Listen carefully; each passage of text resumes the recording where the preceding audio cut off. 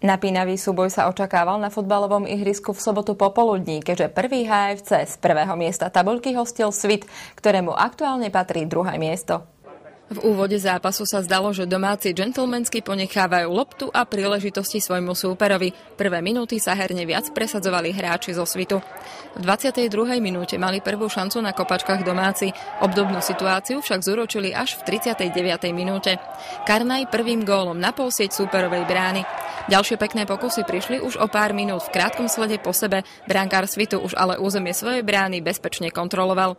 V druhom polčase sa Humenčania pustili do boja a ihrisko patrilo im. V 68. minúte po peknej prihrávke Ľubarského zvýšil na 2-0 Pavol Šuľák.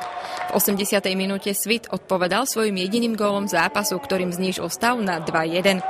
O 4 minúty neskôr prišla reakcia domácich hráčov. Kombinácia Jurov Karnaj znamenala presný zásah do súperovej brány a konečný výsledok zápasu 3-1.